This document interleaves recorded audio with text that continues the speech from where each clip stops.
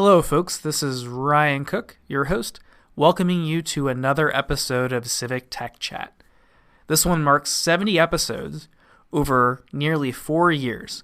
We're going to hit that anniversary here on the 18th, and in celebration of that, decided to go back into the archives and re-release one of our episodes that covers a topic that I think is salient to this day. We're going to venture back to October 21st of 2020, when we released an episode covering the Civic Technologist Practice Guide, a book written by Sid Harrell. I think what you'll find is that there's a really interesting conversation up ahead about many things that folks in the civic tech field are thinking about. So enough about that. Let's go ahead and hop right in. Hello, I'm Ryan Cook, and this is Civic Tech Chat, a podcast about the civic technology movement.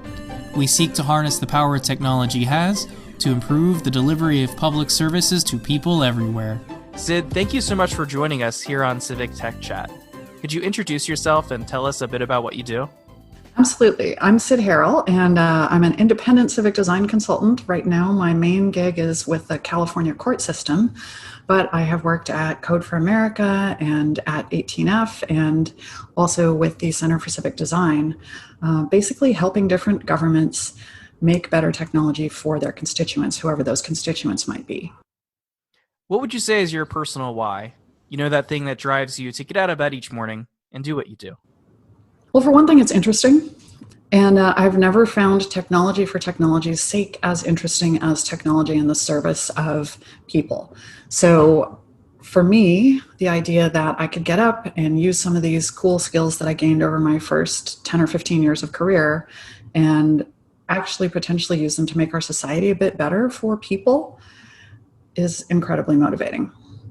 I think I really came to this right about when I was turning 40. And that's a time when you kind of reassess.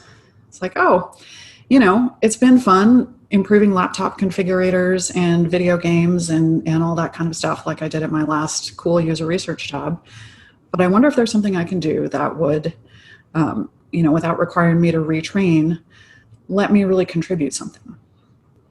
Is there any media, whether it's a podcast, something print, video, or some other such thing, that you would recommend to folks out there in our audience? Tell me actually about your audience. Are they engineers, designers across disciplines? Yeah, we have a general smattering of folks across the practices. Also folks in like the program space as well. Oh, terrific. It's a pretty representative group in civic tech. One of my favorite articles, in fact, I used to make every Code for America fellow read this, is called Spreading Slow Ideas, and it's by Atul Gawande from the New Yorker a few years back. It's available online. And it is about the process of really making any significant change. And I love it because he compares a couple of medical innovations from the late 19th century. So one was anesthesia and one was asepsis. One of them was adopted almost immediately worldwide after it was pioneered. And the next one took 50, 60 years. And he looks at what the difference is between why one seemed so compelling to adopt. And if you are working with a slow idea, like say, governments should better meet their constituents with their technology, how you can make it easier for the adoption. And he ends up, it won't be a spoiler because you should read it anyway, but kind of saying, in some ways, a friendly person next to you, encouraging you to do the right thing without judgment over time is the most powerful thing that we have. And so when I think about, civic tech modes where tech people who have good skills go in and sit down and sit next to and learn from career folks in institutions, you have a very powerful nexus there for bringing them forward. So that's probably one favorite article. There are quite a few books listed. I really recommend anyone in this area do some reading about accessibility and about anti-racism. They're both significant issues in government and at all levels. So a couple of favorites. There's a really good book, and I'm going to page through my book for a second to get the name right. It's by Regina Gilbert, Inclusive Design for a Digital World. That is fantastic. And There's also a set of stories edited by Alice Wong that's called Disability Visibility that's really new. That's just first person narratives from people who have live with various disabilities and how their encounters with the world go. And I think it's really, really instructive to think about that stuff. There are a bunch of cautions for civic tech too, and perhaps the most fun one for anyone, I think especially engineers, is an essay called So You Want to Reform Democracy. It's by Josh Tauber from 2014 or 2015, Tauberer. And if you look it up, it's a great sort of check on all of us. And for folks that are wanting to embark on this excellent reading list we've gotten, I'm going to go ahead and gather those when I listen to this later and throw them in the episode description. So fret not as you're listening to this. Switching gears a little bit, I'd like to, obviously, like we want to talk about your book, a Civic Technologist Practice Guide. I'd be curious to hear, what was your why for wanting to write a book like that? It's funny. It came about during a coffee conversation with a friend, sort of pre-holidays last year. And I was sort of, lamenting to my friend that I didn't know what my next sort of leadership opportunity might be. And she told me, this was Erica Hall of Mule Design, if you know her. She told me about something that she was working on and just starting to think about in terms of recontextualizing design education and trying to kind of come up with what grounding documents for the design field in the rest of the 21st century should look like. And I realized civic tech really needs grounding documents. We don't have very many things that you can find and almost none that you can hold in your hand that say, hey, here's the basics. Or, here is one perspective on how we practice, and here is another perspective on how we practice. And you, as someone entering the field, can take a look at them both and say, oh, I really kind of align with this one, or I align with that one. And I felt like, given my history and seniority in the field, I was in a good position to pull some threads together and write something like that. And so I decided that it would be short. And I got home. I actually had written an outline in the taxi cab on the way home from this drinks meeting on GDocs mobile because that's what everybody uses, right? And when I made it home, I told my husband, I was like, I figured it out. I figured out what book I want to write, and here it is. And he said, oh yeah, you should definitely write that. But you know what? You better get it done before the election in November. And I said, oh God. You're right. Because I think that if we get a new administration at the federal level, we're going to see a rush of people into civic technology. And there'll be more need than ever for this kind of onboarding and grounding document. If we don't get a new administration, my guess is we're still going to see a smaller rush into state level and municipal level civic technology, where people who want to serve their communities may or may not be comfortable working at the federal level, or indeed may want to resist what's going on at the federal level, might go into those pieces, those layers of government. That's a really good point about the election. That wasn't really a front of my mind, and yeah, that's true. I suppose, like, depending on the results, we probably will see some amount of rush to one of those levels. That's really interesting. Yeah, and so I had a use case that someone who already knows the field a little bit could hand it to someone who reaches out to them, because I get a few of these every week, and you probably get some too. It's like, oh, this civic tech thing you're doing sounds interesting. How do I get started? So I had two use cases. One for us practitioners to feel seen and maybe sort of get some common vocabulary around the things that we talk about and have a fairly strong perspective, so that somebody could write another one from a different perspective. And there could be that, okay, where do I align question for all of us? But also for it to be something that when that person reaches out, you can say, here, go read this, and then we can talk after that. Hopping a bit into what you've written in the book, and I do have to comment that I rather enjoyed reading over it. I found myself seeing some things from my own experiences, and they're going like, oh yeah. One of those that has actually come up a few times in this podcast is one of the things you mentioned in the second chapter, which is the idea that one of the compelling things about the practice of civic technology is having to embrace the constraint that you're seeking to serve everyone. Yep. Can you talk a bit about that for folks? Yeah, so I think it can be easy when you are prototyping something in a private sector context to say, like, hey, we're not going to worry about accessibility. We're not going to worry about languages. We're just, or, maybe even we're not going to worry about people who don't have access to a desktop computer. But there's an interesting thing with civic stuff where we don't really have an alternative to go to a different government that's in competition that might offer better service. So if I want a business permit for a business in San Francisco, I have to get it from the state of California and the city of San Francisco. I can't just go up the road and get one, from somebody who has a better package. And I guess that's technically not always true. You can incorporate your corporation in Delaware to save on taxes. And there's a few hacks like that. But, if I need to sign up for a summer parks program for my kid, I got to do it in this town. And that just kind of gives you a little picture of the breadth of government services that we're talking about too. But so when something is a monopoly, you start to have an obligation to serve everyone. And this is also a democracy.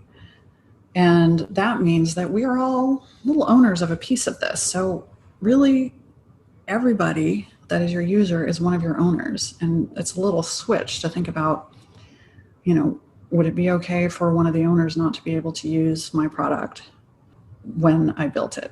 Not really. So there's just sort of no justification and a strong imperative on both sides, right? There's no reasonable excuse for saying, we're not going to worry about Spanish speakers. There are not a lot of states where that makes any sense anymore. And then, you have realities like about 15 to 20% of Americans have a primary internet access through their mobile device. And so that means if you put out something that isn't mobile capable, you're excluding a significant chunk of your user base. And it's more than likely to be people who could most benefit from government service. So it really doesn't make sense.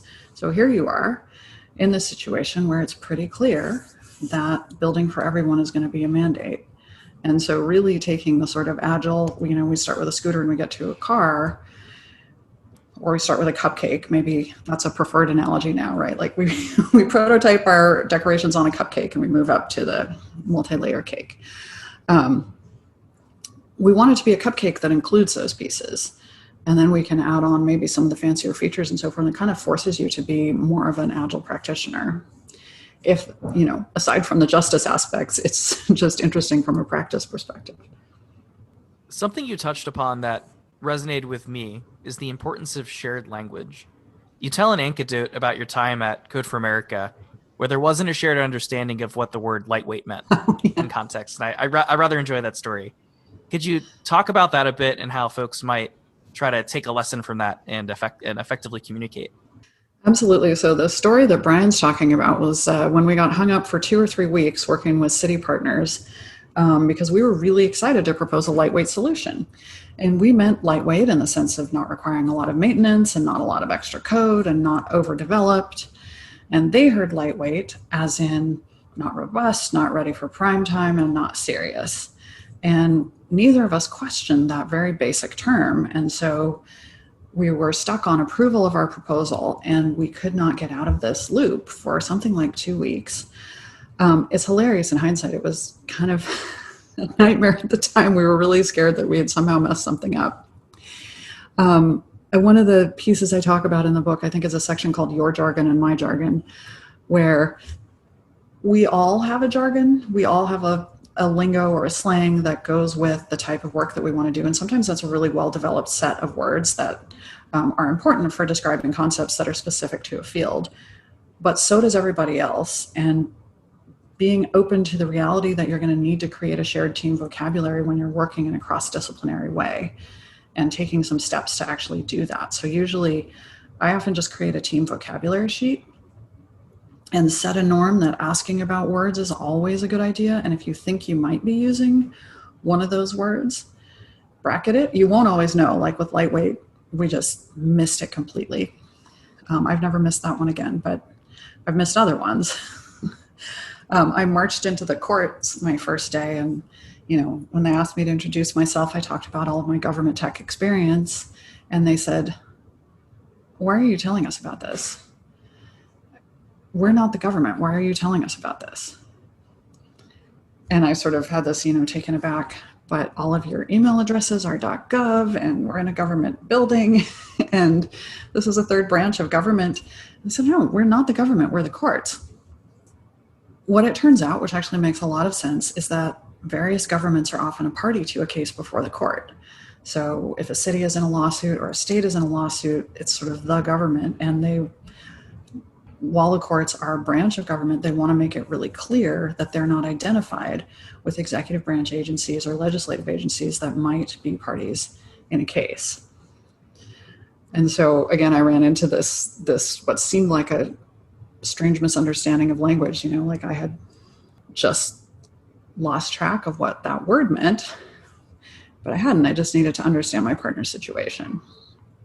That's definitely a thing where it's like from the outside, like, yeah, the courts are part of the government, but your mention of like it being kind of a core part of their identity that they have to have that distance to be fair. Yeah, That's right. wow. Yeah. Fairness and impartiality, which by the way has been fascinating to work with as design values during the time I've been at the court, because we think we want a really opinionated design value. But that impartiality is a key value of the court and of court proceedings. And so how to design for impartiality has been this huge question that we've been dealing with for a couple of years. Another story that you told in the book that stuck out to me was one about a person named Angela, a person that you'd interacted with that, in your words, was a person who knew everyone. You mentioned them in a section where I believe you were talking about the importance of folks that are like mid-tenured staff that are well-connected. Yes. What do those sort of relationships do for a project, and how should folks strive to foster them? So Angela was someone that I met on a project in DC, and she had a title like senior analyst or manager or something like that. And she was someone who'd been at our kickoff but hadn't said a lot. But we happened to see her heading out of the building to lunch, and we said, "Oh, do you want to come with us? We're going to get falafel." And we went to this little cafe, and we all bought our own lunch because you can't buy each other lunch in DC culture, and sat there and just said, "Oh, what's really going on here?" And it turned out that Angela, like many people who have been at a government agency 10 or 15 years and are friendly and interested in pursuing interests related to tech or related to anything else and curious, had a strong connection with people both up and down the hierarchy. So she was someone that frontline staff could tell about their issues. She was someone executives could check in with to see how things were actually going, or to find out what the frontline staff's opinions were. So they might not actually talk to the frontline staff, but they could talk to Angela. She was in their building. She was wearing a suit.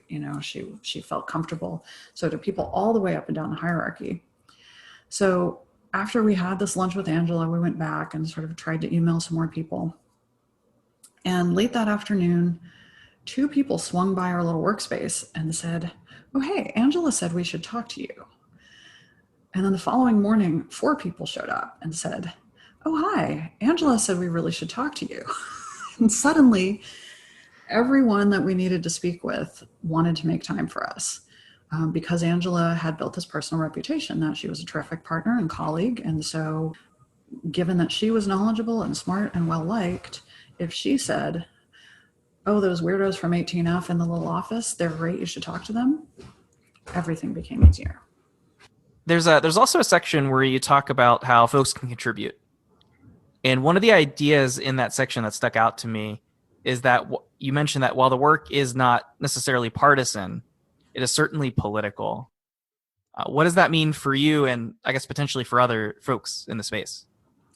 Yeah, I think it's really important. If you are trying to use technology to shift the way that organizations, institutions that are centuries old relate to their constituents, that is an act of politics inherently. If you are trying to say that your DMV should be more responsive and should benefit different people, that's absolutely an act of politics. My personal politics lean towards access and justice, and so we should make our institutions serve more people and make more people feel like they are really close members with stakes in our institutions. But that is, in fact, a political position. There are coherent positions, although I don't like them, that would say something else. And so pretending that it isn't a political position doesn't actually help that much. And one of the reasons it doesn't help is because I can't necessarily achieve all of that through technology. So if the policies of the agency or entity that I'm working with are diametrically opposed to the thing I want to achieve, I can't go fix it with technology. If people have run into some trouble recently with unemployment insurance applications during the pandemic, many of them were designed by states that wanted to sort of use fraud prevention as a proxy for having less people get unemployment benefits, which is a political position that is popular in some places. And so you can't kind of go and fix those systems with a technical tweak to make them more accessible, more welcoming. If the policy, if you have a really nice web front end, and then on the back end, this application that you've submitted is going to get a really hard review, that you haven't helped that much. And often, if you kind of improve the surface of something in technology, if it happens to have any historical biases embedded in it, you can just reinforce the biases by making a nicer design, a faster performance, and things like that. So, and these are all fairly political questions about access and equity and so forth. And so the reason I said that it's nonpartisan, it doesn't have to be partisan, I mean, it can, but it's always political, is I think that it helps us to be conscious about it and to think about our own, political desires. As someone who's recently been spending a lot of cycles trying to level up policy skills, I was pretty happy to see a section of the book that was really, really focused on that as an important thing. Could you talk a bit about your view on how policy as a practice kind of fits in with the rest of the space? Yeah, it's incredibly important, and it's an entire academic field in itself, right? Like you can get a master's or a PhD in policy. And like many technologists, I don't know a lot about it. And it was really the one area that I did some more research on for the book that wasn't, drawn from pretty close to my direct experience. So to put it broadly, policy is the ways and means that a government gets something done. And so it could include incentives, it could include disincentives, it could include objectives, like we would like to have more people taking advantage of the benefits that the government offers or taking advantage of services, or we would like to have less people taking advantage of services. We want more immigrants or we want less immigrants is a policy question. The one that I use as kind of a frame in my book, because it's so quickly shifting in the United States, is marijuana policy. As of the middle of the 90s, it was absolutely illegal everywhere. And it is still illegal throughout the United States per federal law. But states have made policy changes on their own over the last 25 years or so. So now we have this patchwork where in most of the West Coast in Colorado, marijuana is not only legal for medical use, but legal for recreational use for adults. In very many states, there are medical use provisions. They require a more or less stringent evaluation process. And one of the things that's happening in the states that have fully legalized is that civic technologists are trying to do the data work to expunge people's past marijuana convictions, because it's seen as not fair that people should have this stuff on their record for something that is now in fact legal. But one of the points I make is you can only do that if you're in a state that has legalized. Like it doesn't make any sense to do the data work about expunging convictions if I am in a state where they still have an illegalization policy. And in general, understanding the sort of long-term policies and the policies of particular administrations will really help you figure out who you align with. And there's, I think, some interesting questions always to be asked about, what can you get done if you go to work with an administration that you don't align with? I worked with the Trump, under the Trump administration, although I was a career, I was not a career, I was a term federal employee, but I was not an appointed person who was part of the administration during the Trump administration. So my personal politics don't align with the Trump administration, but there's a lot of work in the administration of government that's done by career public servants that actually felt pretty aligned to me to work on. But just knowing what the policy priorities are can really help you see what's going to be a good opportunity, what might be easy to move forward, what might be hard to move forward, what you might need to wait for another election to move forward. That actually makes me think I think believe there's a section in your book that you kind of specifically talk a bit about timing with administrations where it's like when you're trying to decide like what to do as far as like how things align with an administration's priorities, whether it's Yeah. like close to an election, do you think they're going to Yeah. win? It sounds like maybe that relates to a little bit of what you're talking about. So I think I talk about that in the section on seeking alliances and how you might think that the highest level executive that you could get some pull with might be the best person. But in fact, if that person is an elected leader or close to elected leadership, and there's an election coming up, and it's an election that they are not certain to win, if you are closely aligned with them, whatever you did might get swept out by an incoming administration just because they're going to have different policy priorities. That's why there was a competitive election. And sometimes they may just sweep out work that aligned with the policy priorities of the last administration. I do think one other important point about policy is that tech really shines in policy implementation. So, meaning going back to unemployment insurance, or maybe the healthcare.gov failure, which you might remember from 2013, that we had this new healthcare policy that had been passed at great trouble and lots of work had gone into it. But when a website failed to work, that policy almost went down the toilet because at the implementation level, could Americans actually sign up for insurance plans that were promised as part of that law? And so there's an enormous opportunity for tech people at all of that sort of frontline implementation of a policy that has been decided. A lot of it can happen through technology in the 2020s. And I think it was like the seventh chapter. You talk a bit about what the field looks like for folks that are entering at different stages of their careers.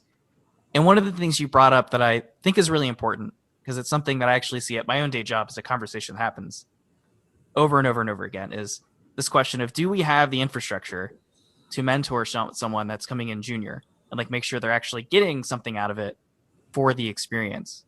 Could you talk a bit about like what makes for good infrastructure for doing that sort of thing? I think the biggest thing that makes for good infrastructure is seniors with time. That can be really tough in public sector environments right now. They tend to be understaffed and underfunded. And so if you have seniors who need to be heads down a really significant portion of their time, you can get an environment where juniors just kind of get little tasks to do and don't get to see more advanced practice, and sometimes don't, in a hierarchical environment, senior may not want to expend the political will to bring another person along to a meeting, and it's just sort of like, oh, I didn't learn that much. So I think I even say in the book, if you're just starting out, you may want to contemplate going to a regular private sector tech company and doing some kind of other work in the local civic sphere where you are to start understanding that. Because for one thing, you probably would have a better salary, which is something that can compound over time. And for another thing, you'll probably get better tech instruction. Now, there are a few organizations that are really working on this. So Code for America, for example, and NAVA Public Benefit Corporation both have these new apprenticeship programs that I think are probably really valuable. And where you find something like an intentionally designed apprenticeship program that's meant for a junior person within the civic sphere, that's probably a well-designed program that is going to help your practice and help your career. Another topic you spend some time on is the engineering design product triad. Like many of our listeners out there, I've spent a lot of time thinking and working on trying to work better with folks across practices. And in particular, like how we work to improve, like how we gather consensus for decisions and things like that. What would you say are some key things the team can do to like best empower that collaboration between the practices? So that's a great question. And I think what's interesting about it, in particular in the government context, is that triad isn't very familiar within career government staffing groups. So you might instead have there someone with a title like a business systems analyst who stands in maybe for a product person or a UX person a bit. And the engineer would be called an application developer or something like that. Usually it's product that isn't present and design that might be hired out. There will often be some internal engineering capacity. And so if you have a sort of digital services team that contains these three familiar disciplines, and you already have to do the work, as you say, to collaborate across and to I think this is also difficult in government, to really set shared goals and a shared understanding of what the user is, who the user is, what the priorities are, and what needs to go first.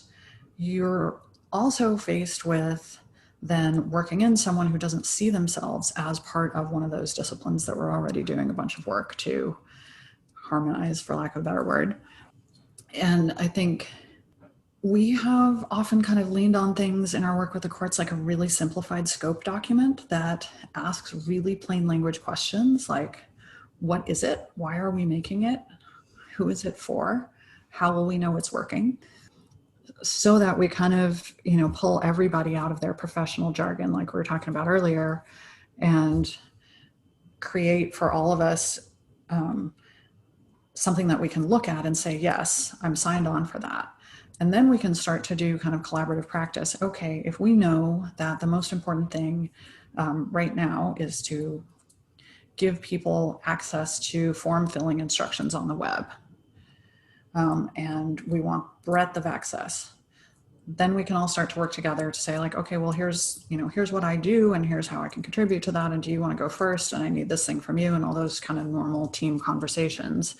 But it's the setting of the shared understanding amongst the team across those three disciplines and a few extra that really is the trick. And then I think those of us who are really familiar with agile practice and with mature technology organizations are inclined to give that space short shrift, because we don't think about how much work has been done, at a company like Airbnb or, even something newer, to refine what the point is and how we would know that we were doing better than last year, or how we would know that we were doing worse than last year. And, in those cases, it's often refined all the way down to metrics. But in a lot of government organizations, we don't have sort of the qualitative answers that you would develop metrics from yet. And so figuring out, one of the questions we recently posed to our leadership is, what role do you want digital services to play in accomplishing the mission of the judicial branch? And, I think people know, but it hasn't been stated real explicitly. And that's kind of partly because of this program and IT divide in government or government, not government environments where, talking about technology as a key part of the mission seems weird. But it's helped actually to think about it in that frame of, well, what role do you want it to play? Do you want it to, to be a convenient way to direct people to our physical services? Do you want it to meet someone where they are, whatever device they're using? Do you want people to be able to really accomplish a whole court process without ever entering a building? That's a question then that executives who are not tech people can answer and figure out. And then, you can think about, I imagine, based on that, even for the three little points that I named, you might make really different technology and design choices. But if everyone can understand the why and the how will know it's working, then you can make them as a team. Related to the harmony within team conversation we're having, I also saw you mention this idea of that the fact that you might get asked to do planning that's a bit more step by step than what you might expect in a typical agile or lean shop. And you go on to say something I think is important, that making the adjustments here is not about losing some of your principles, but it's about trying to meet folks where they are. That's resonated with me because we've been working with a team that's kind of struggling with some of these same questions. In your view, how should folks approach this kind of situation? I really think it's on us, the techies, the nerds, the ones who pride ourselves on adapting to new technologies and new situations all the time, to make adjustments. And so that might mean that we make a shiny PowerPoint deck about every sprint. Or, we just write some things down that we might not write down in the same way if we had a really well curated Slack in a really mature organization. Maybe we'd have the GitHub pull requests running into the Slack and everybody would know how the whole set of systems work. And we may not have access to that. And we may have people who are really used to a more presentation and document based way of working. And I certainly find that with attorneys that I work with these days. Like, they are incredibly comfortable and facile working with documents fast. Other things are not as much a part of their core work set. And so, like, we just put stuff in documents. And you can duplicate a lot of the things that, that we think are important. But it is sort of, if you just formalize it a bit, turn something that you might do as a plain Google Doc into a Google Doc with really nice headers, and then convert it to a Word document and send it out as a memo, and you're done. So one of the reasons I advocate doing this is that it's often not a whole lot of extra effort, and it goes a long way toward making people feel comfortable with what you're doing. As you're right to point out in the book, the work is hard and can often lead to burnout if one isn't careful. I believe you have a whole section of the book that's about this thing. To that end, like, what sort of advice would you give to folks that are worried about or struggling with being burnt out? So if you're already struggling with being burnt out, find a break. You're going to need it. You don't want to get to the kind of burnout that your I don't want to go to work turns into I can't go to work. And that break can look like a lot of different things. I realize there's not much break for a lot of folks in a lot of situations during the pandemic. But if there's something you can find, if it's, 2 hours a week to close the door of your room and read or turn off or turn on your media stuff, whatever recharges you, find some time to do it. If you can take a week, that's great. If you can take a couple days, that's better than nothing. If you're just thinking about looking out for burnout, one of the things that has really helped me at times, and I did get moderately burned out when I was chief of staff of 18F. It was a really tough period for the agency, and I think all of us on the leadership team struggled a bit, just with the load and kind of the consequences that might be out there in terms of agency shutdown and stuff were scary. So I kept a diary. I kept a weekly diary, and I also asked my husband every now and then to look at it. And I think, it's anyone who knows you well. Just having some other person who can kind of take a look at you and say, are you doing okay?